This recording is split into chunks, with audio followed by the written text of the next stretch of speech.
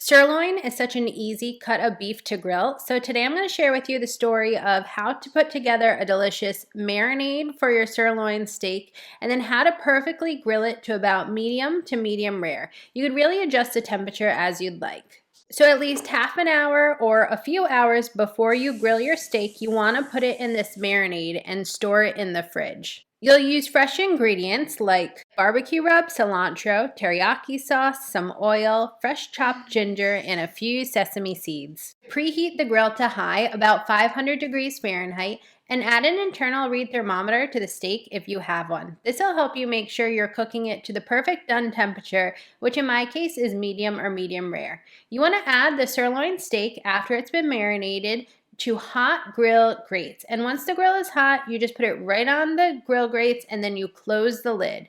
Grill the sirloin for about 7 to 8 minutes on the first side until it easily releases from the grill and has formed grill marks. These are so beautiful.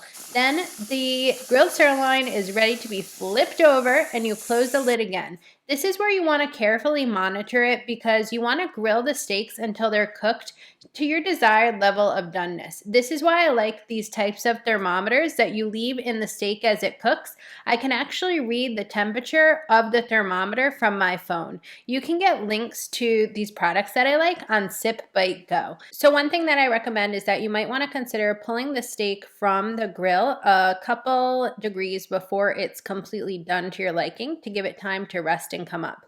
I'd let the steak rest for about 10 to 15 minutes so all the juices can settle before I go ahead and slice it. And ultimately, you should know that exactly how long to grill sirloin steak will depend on how thick the steak is. So I would plan for about 7 to 10 or 12 minutes for a medium or medium rare finish, but definitely monitor it with a thermometer. And like I said, you could use any dry rub seasoning or marinade that you'd like, but I highly recommend that teriyaki steak marinade. I have another recipe video just to show you details on that. And if you're looking for something fun to grill, you have to check out one of my pizza recipes for the grill, like this one for cheeseburger pizza.